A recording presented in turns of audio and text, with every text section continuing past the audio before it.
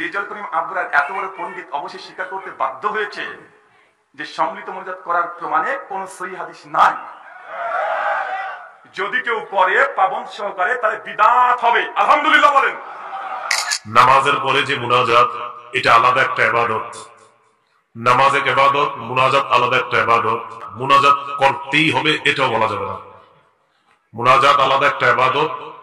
যদি নামাজের অংশ মনে করা হয় তাহলে নিঃসন্দেহে বিদআত হবে, কারণ সালামের দ্বারাই নামাজ শেষ। এরপর এটা করা জরুরি না। ইমাম হাত তুলেছে, বাকি যদি মুসল্লি একজনে হাত না তুলে সমস্যা নাই। এটা এখানে ইমামের ইক্তেদা করা হচ্ছে না যে একই সঙ্গে হাত তুলতে হবে, একই সঙ্গে আবার হাত মুছতে হবে, কোনো বাধ্যবাধকতা নাই। বিষয়টা স্বাধীন। মুনাজাত করা এটা কি ফরজ? ওয়াজিব। সালাম, নামাজ শুরু হবে আল্লাহু আকবার দিয়ে, নামাজ শেষ হবে সালাম দিয়ে, শেষ। কেউ যদি সালামের পরে মুনাজাত করে আল্লাহর কাছে করে, অসুবিধা নেই। নবীজি মুনাজাত করেছিলেন মাঝে মাঝে কোন সময়।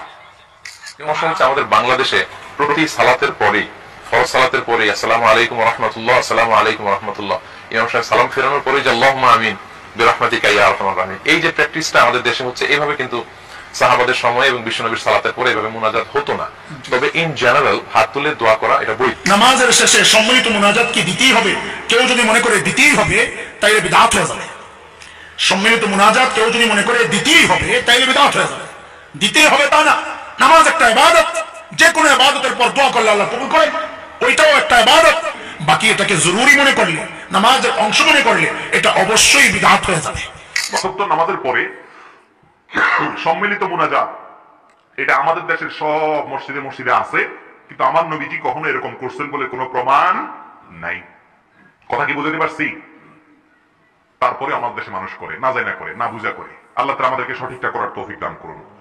নামাজের পরে যে মোনাজাতটা আমাদের দেশে করা হয় সম্মিলিতভাবে একসঙ্গে হাত তুলে, এই ধরনের মোনাজাত নবী করিম সাল্লাল্লাহু আলাইহি ওয়াসাল্লাম করেন নাই।